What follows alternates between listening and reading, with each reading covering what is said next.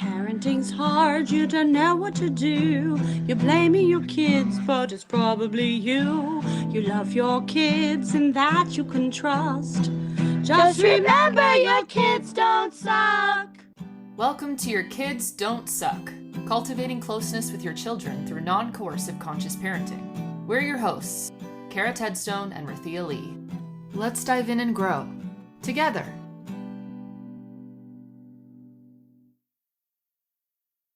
Welcome to episode 7 of Your Kids Don't Suck.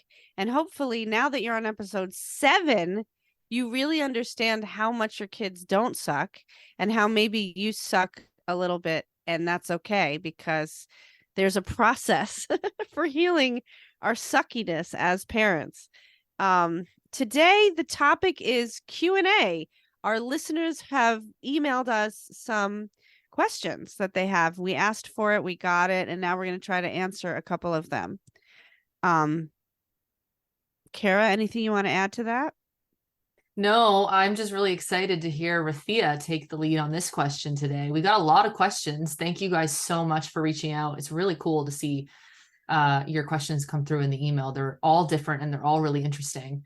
The first one, though, I want Rathia to take the lead on it. And I'm really interested to see what you have to say. And I'll ask you questions as you kind of answer it.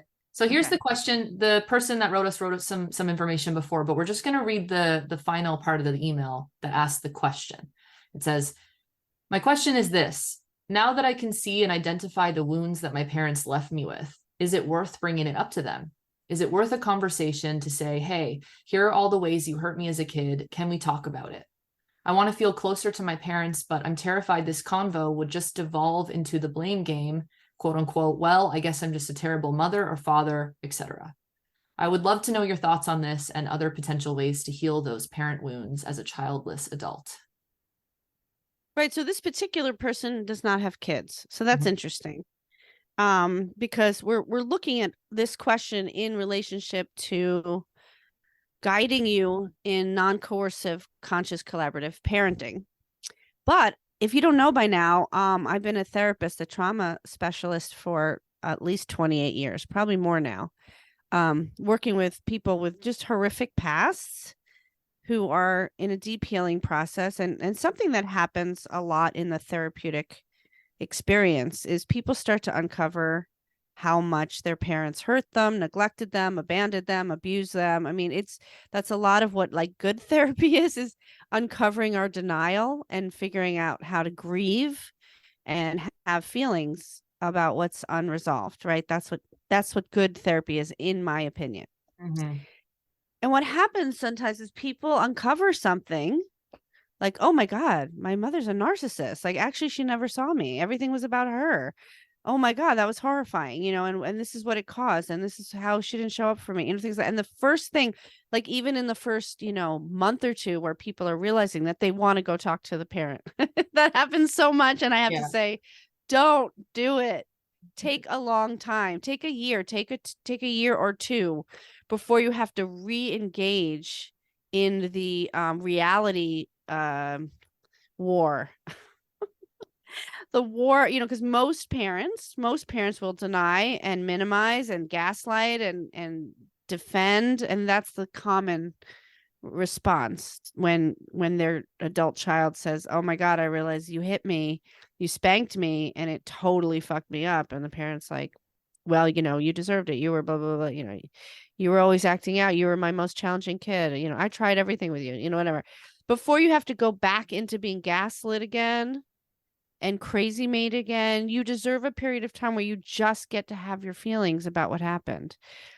Sometimes it takes 10 years. Most of the time, if your parent is open to learning, you already know that. They're looking at their stuff. They have a healing process. They've already come to you and apologized for things. I mean, it's not going to be a mystery. You'll know that your parent has an opening. And if you don't know, you can always try, but it's going to be pretty clear pretty quickly. What I don't think is useful is putting yourself, your inner child, or your actual real kids back into those situations that hurt you in the first place. And that's, there's a huge spectrum of how engaged you could be, should be, might be with your dysfunctional, very wounded, regressed parent. Some people figure out how to have boundaries and accept their parent the way that they are. Some people have to go to therapy with their parents and really fight for being heard. Some people really do have transformative experiences with their parents when they're older. You just never know. But a lot of people just re-engage with the dysfunction and just hurt themselves all over again for years and years and years. I have some clients who just like, they're doing so well. They're really growing a strong adult. They're growing a beautiful life. They go back for Christmas, and then we have to start all over again. It's the saddest thing. It's like, oh, now we just backed up a year and we got to start all over again because you're back in the program. You're back in the denial. You're back into thinking it's your fault.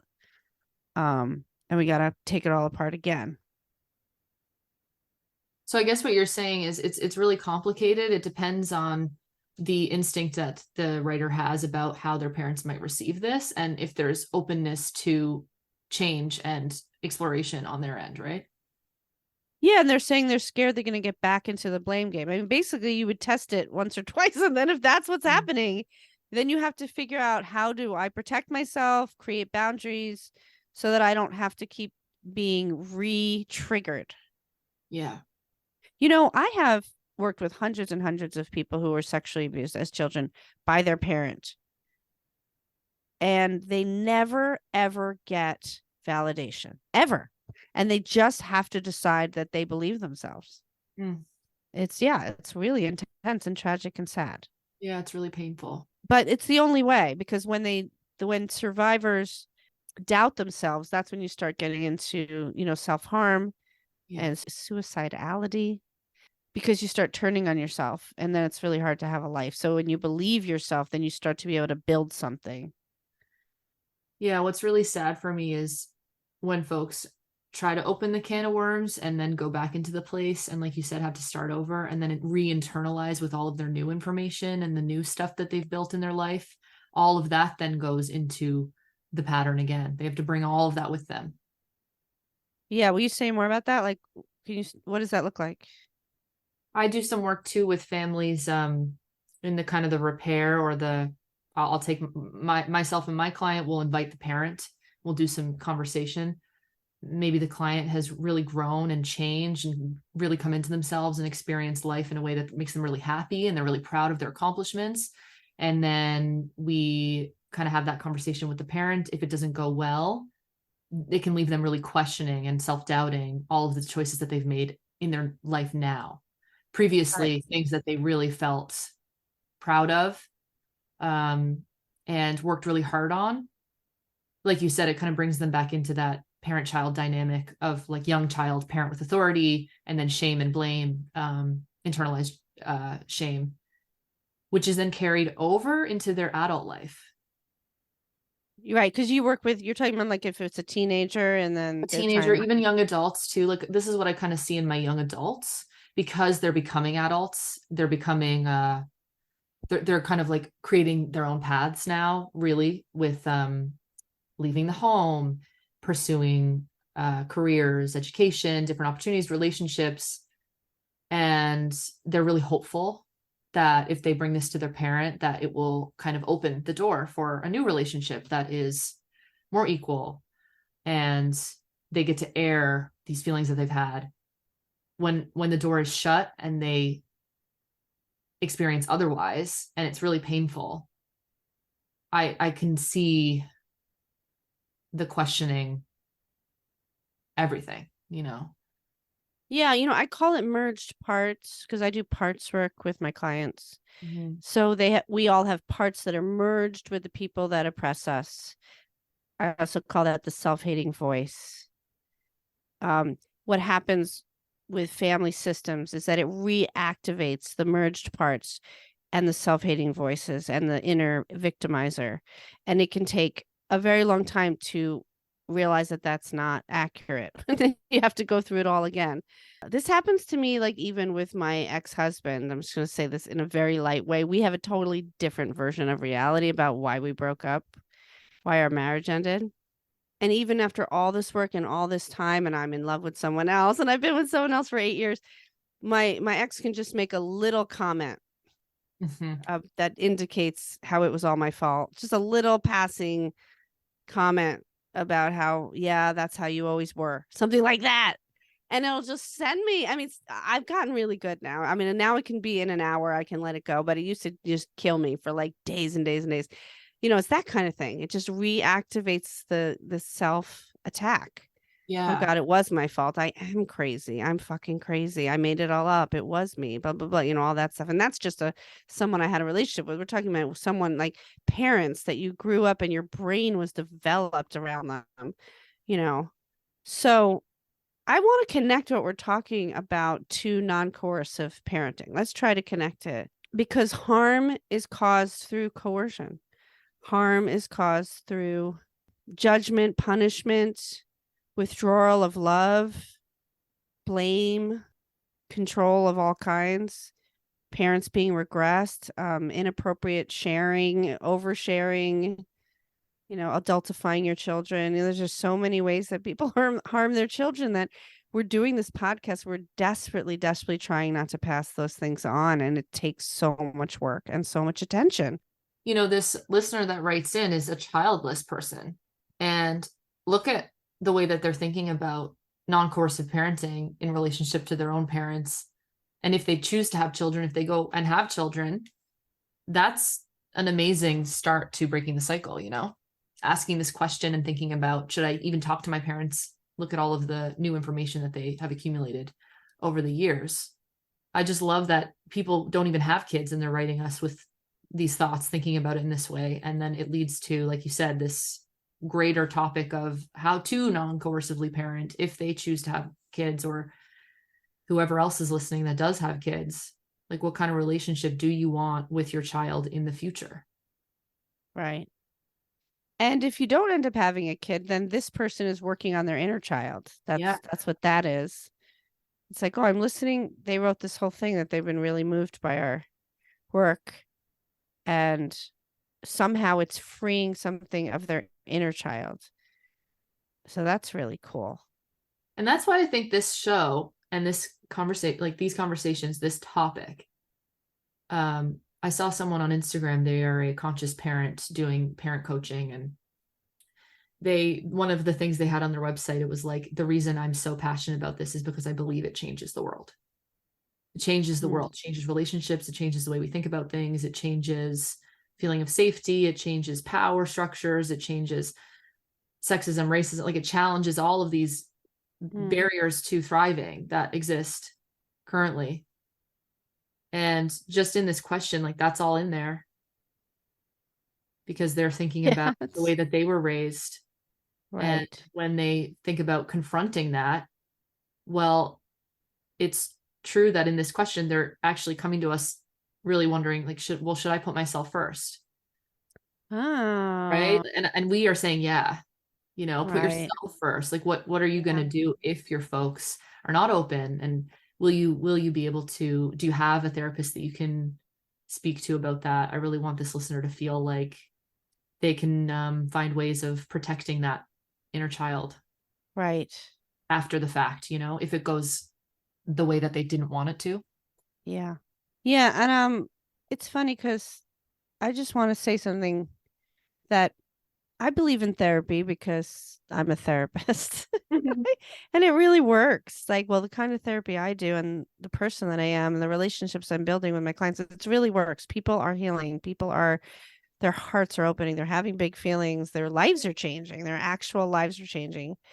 And there's so many therapeutic modalities that I just really think are very harmful that are the same. They're hierarchical, they're authoritarian, and they just they reenact the parent-child dynamic, where there's a therapist who knows everything and gives advice and holds all their personal material to themselves, and you're the one with all the problems, and and you don't really work on the old stuff, and you talk about things, and Would you say more about that? I mean, what if there's listeners out there that are like, what do you mean? What types of therapeutic modalities? What if the listeners are confused? What if they don't know? I don't think it's the style of therapy. I mean, it could be, because talk therapy can be, I've heard so many, because my work is really embodied. It's parts work. It's working with people's inner child and all their different parts. Mm-hmm. So it's very somatic.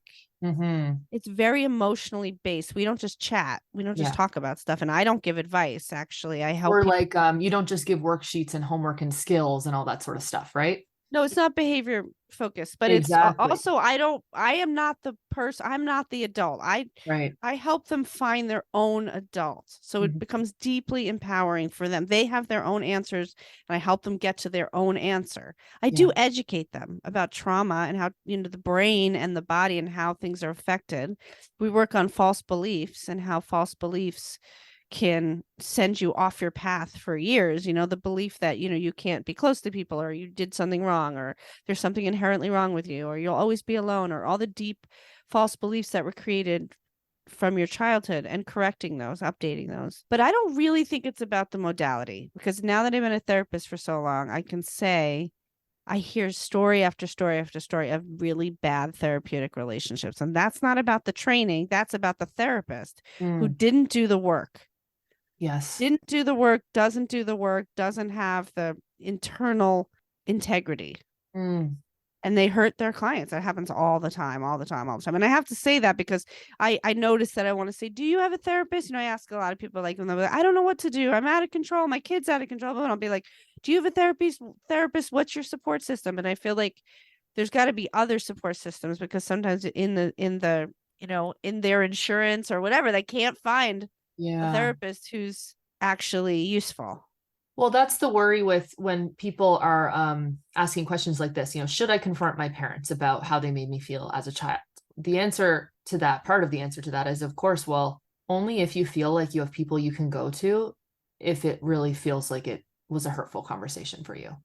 Exactly. That's what I'm trying to say. Thank you. You really got Totally. that. It's like, you need to have things in place, people, friends, family in place to hold the truth for you. If your parents are going to then again reprogram you into thinking it's all you and you made it up, and that never happened, and you're the problem. And yeah, absolutely. Because here's one thing I know for sure. If somebody feels like this, like the listener says, that they feel like gaslit, or they're having this awakening that they were made the problem in their relationship with their parents, and they're learning now that that's not true.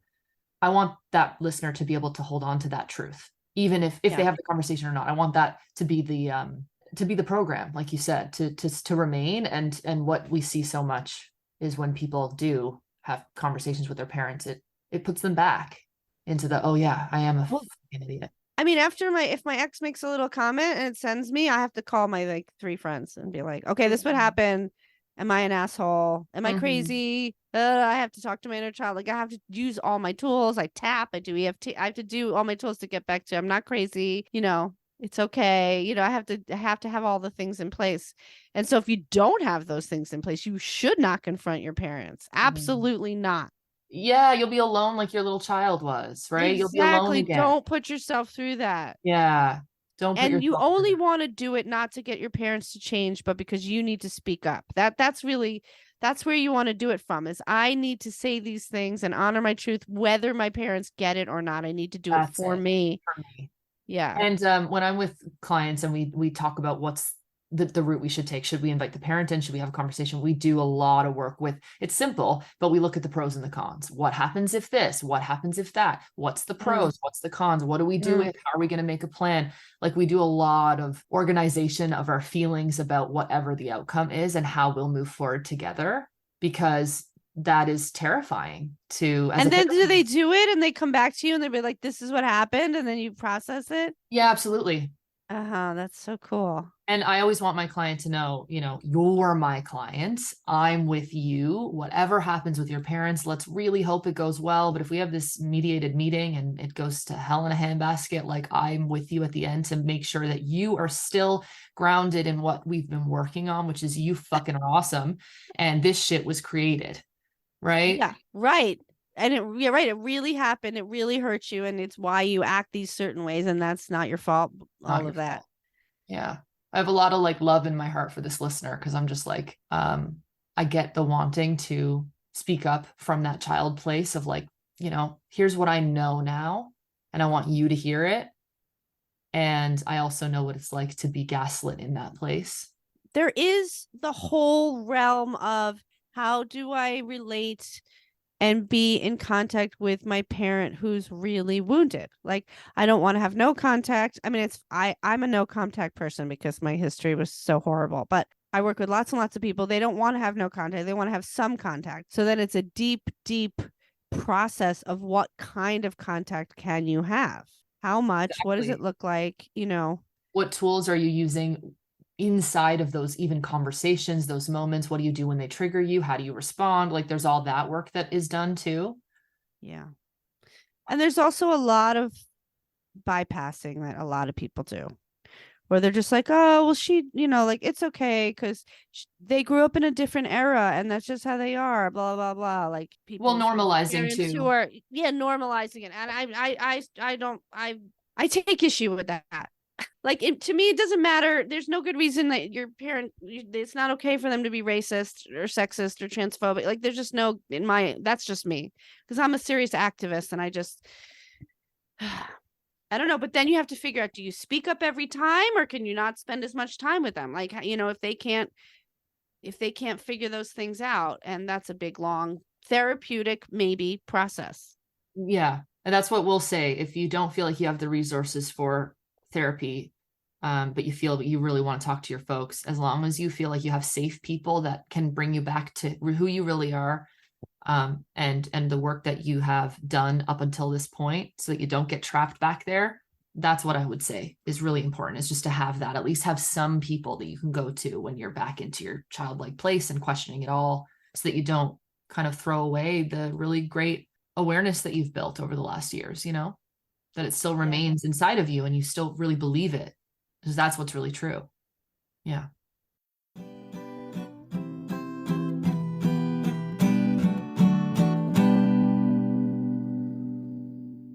Question 2, do you think we have time for another quick one? Okay.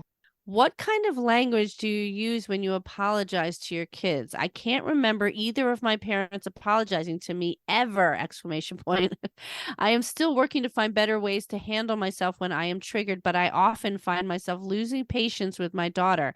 I am always sincere when I apologize after the fact, but I want her to really understand that it's not her fault when I become frustrated and overwhelmed. So that's a great question. I love that.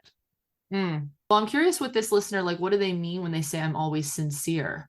That would because her parents were not, they never apologized. So I think she's saying, I really, the language they use, Well, I think she's saying, I want to be different than my parents. I'm trying very hard to be different than my parents.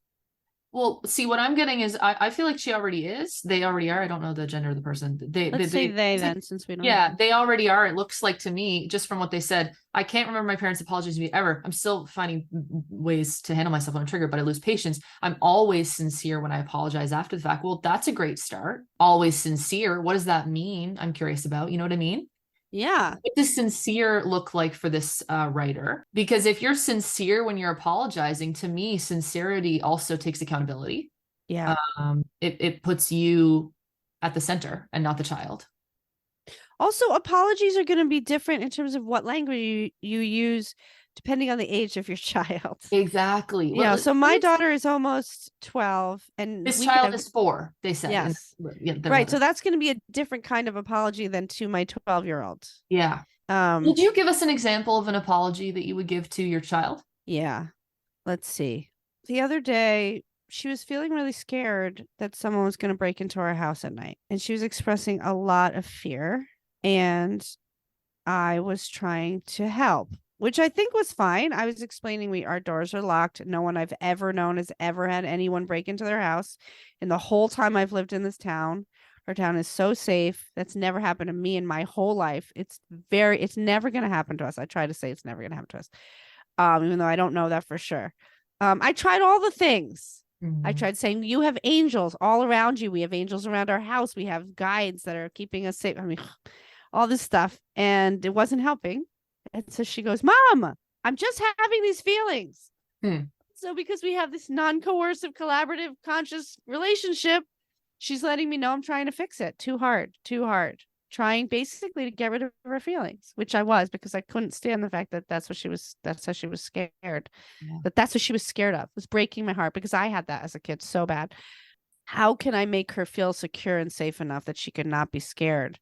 And I was really focused on that. And because of our relationship, she could tell me, you're just trying to fix it. It doesn't feel good. So I said, oh, I'm so sorry. I'm trying to fix it. I'm trying to fix it because I don't want you to be in pain, but I'm here for your fear and I'll just hold you. And I said, can I just hold you? And we actually did some tapping. We do EFT tapping. She actually tapped on me. So I tap on her. That's so sweet. And we talk about what she's scared of as we tap. But like a lot of times, it's not even what you say. It's just that you're willing to own that you're triggered. That's it. That's it. That's where I like what they said. I'm always sincere when I apologize after the fact, but they said I really wanted to understand it's not her fault. Well, I think it sounds like they've got it. They've got the underlying the basis for an apology that's meaningful. Yeah. As long as they continue to really be in that, that's kind of hard. Sometimes I think when we're actually apologizing in the moment, it's easy to be like, I know, honey, but you're just being too loud or whatever, right? You just do the but thing, you jump in. It's like, I know, but like, yes, I got mad, but as long as we kind of stay with what you did, like, I'm trying to fix it. I'm trying to fix it. I'll just be here. Is there anything that you think I might do? I would maybe jump into like the place of like connection, right? Instead of correction again. Yeah. And also with my child, again, because of how I'm raising her, I'll explain, like, sometimes I can't be nicer. I'm just being an asshole and I can't be nicer. So I have to just be like, sweetheart, I'm so triggered right now. It has nothing to do with you. Something's up for me. She usually doesn't really want to know what's up for me because she doesn't care. So that's fine. She shouldn't care. I'll just say, I'm really triggered about something and I'm really agitated and it's not about you. And if I act snappy, it's not you and I'll try to work on it today, because I can't always fix it. Let's give this listener, let's try. If it doesn't work, we can take it out. But let's try to give this listener an example, maybe, if we can, with this. If we've got a 4-year-old, we've got a parent who gets triggered, losing patience, they say. Let's imagine that situation. You've got a 4-year-old, you lose your patience, like all of us. Me, I do it all the time. Don't you worry, listeners. I'm doing it too. With my 18-month-old. Sounds so sad, but it's true. It happens. How would an apology look for this listener with a 4-year-old after they've lost patience with them? What do you think that would sound like? What if they go in the room and the kid has spilled something all over the floor? Yeah. The thumbtacks all over the floor. Or yeah. Sunflower seeds all over the floor, whatever. And you go and you walk in, you go, oh, what did you do? Yeah. Something really like that. What did you do? Oh my God. This is, whatever. Yeah, you always do this. You're always into everything. Let's imagine. And we're just making and this. Who's going to clean this up? Who's going to clean this up? I am, right? Because you're not going to help, whatever. Yeah. Imagine if you said something like, I could see myself doing this. I told you, oh my God, we talked about this. We talked about not getting into the fridge or not getting into the peanut butter. We already talked about it. Like that's totally me. My patience is like when your patience is totally zapped, right? And you actually like lose it. And then what if the listener does that? That's happened. Do you think that they should apologize way later? Like timing might be something to discuss here too. Like, should it be right away? Should it be a time when it's everybody's regulated? Like, what should the listener do? Well, Kara, you see, this is bringing up such a deeper issue around non-coercion. Yeah. Because if you are coercive and apologizing, who the fuck cares if you're apologizing? If you're controlling the shit out of your kid and then you keep apologizing, but you're still controlling them, your apology means nothing. That's why we have to talk. I know. It's like, how do we talk about if you're punishing your child and then you're apologizing and then you keep punishing them, who cares if you apologize? Behavior change. Accountability means you do something about it. Right. Yes. That's why sincerity, that's part of it. Being sincere, such a foundational piece to it, but then changing after has to Yeah. be the other part. We know this from like couples work, right? Like you can't just apologize and never do anything about it. Right. Right. It's the same with our kids. So you can say, people are very, very, very, very triggered about mess and dirt and dirtiness and their children's dirtiness. Oh my God. It's like one of the biggest triggers. Sleep, food, and mess. Okay.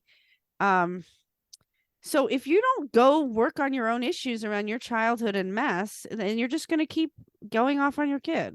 And so apologies is it's not the point. I mean, it's fine. I mean, it's better than not apologizing, but really your kid's going to be internally rolling their eyes if they know that the next day you're going to do the same thing. Gonna do it again. Right. So you're Yeah. so right, because this listener says, I want them to understand it's not their fault when I become frustrated and overwhelmed. Well, the only way that they will internalize that is if you do your own work. Right. Right. Ding, And ding, actually ding, then, ding. and then you don't actually then lose your patience because you've done your work. Yeah. So Or, you apologize and then you don't lose your patience on that again. oh my God. But I there are some triggers you work on for years. Years. Oh my God, yes. And we should keep saying this in the episodes, because I'm more and more conscious of like I don't want to come off as somebody who like, it's so easy with my kid, I just apologize and then I never do it again. No. Oh my God. Like you can't just say, I'm going to do the work, talk about it weekly with my therapist or my people that I speak with, or just generally, and do some trigger notation and explore and all that. And then all of a sudden one day you wake up and you're no longer triggered. It's like, Right. you have to Right. continue to strive. I would say continue. Can you do 1%? Thank you for saying percentage, because I've been triggered about bedtime with my daughter her entire life. Yeah. And I definitely am 20% better. Thank you. I think I can say I'm 20% less mean.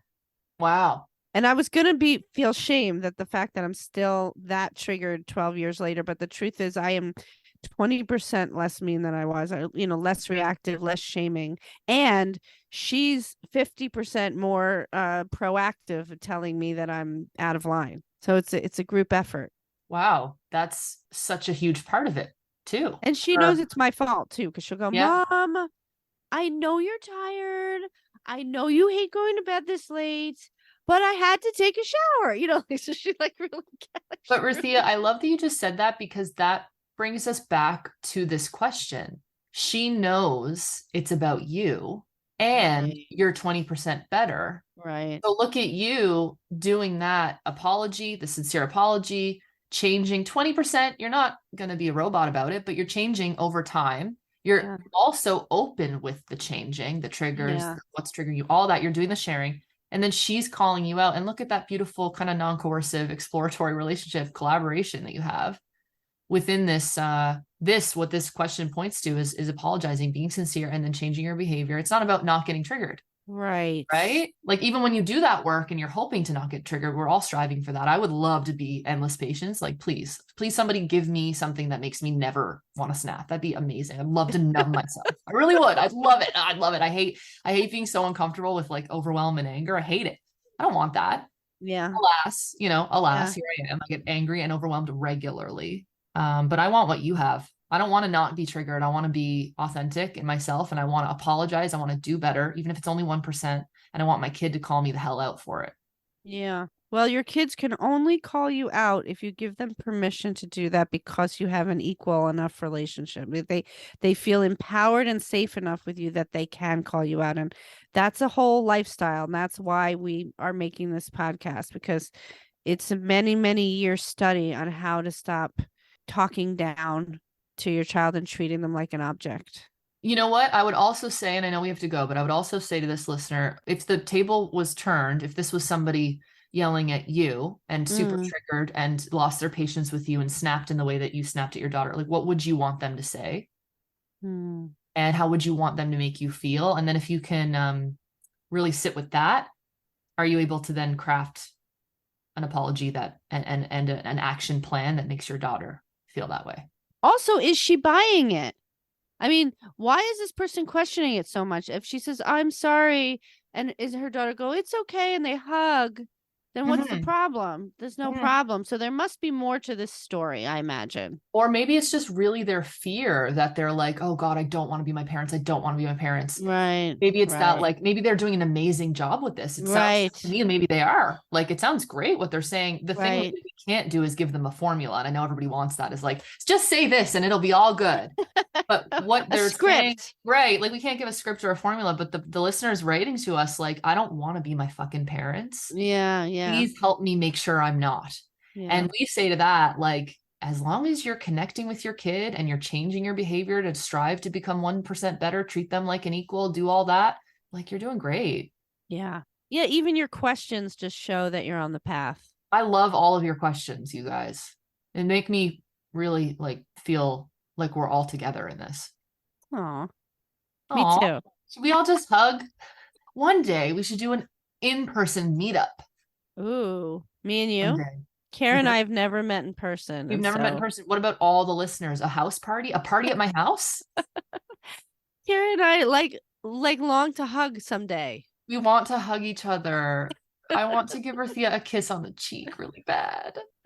All right. Okay. Thank you for joining us. Send us your questions. We will try to answer them. And thank you for listening. We're so grateful. Yeah, we love you guys. This has been Your Kids Don't Suck. You can find me, Kara Tedstone, at www.karatedstonetherapy.com and on Instagram at Kara Tedstone Therapy. On my website, you'll find links to recommended readings and a link to my Reparenting with Mindfulness workbook, available now on Amazon. You can find me, Rathia Lee, at www.rathia.com. That's RYTHEA.com. There you'll find published books, articles, and music, and parenting videos. Also, I'm on TikTok at Rathia Lee, on Instagram at Rathia Lee. You can book parent mentoring sessions with me through my website.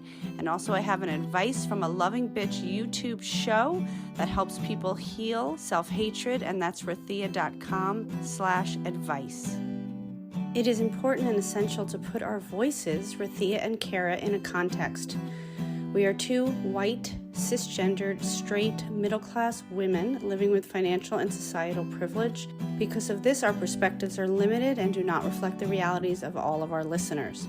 This podcast will feature guests with expertise around conscious parenting who differ in race, class, abilities, sexual orientation, and histories from us, to broaden the conversation and reflect the lives of as many people as possible. 25% of the proceeds of this podcast will go to creators of color who have been mentors and influences on our work and in our growth as parents.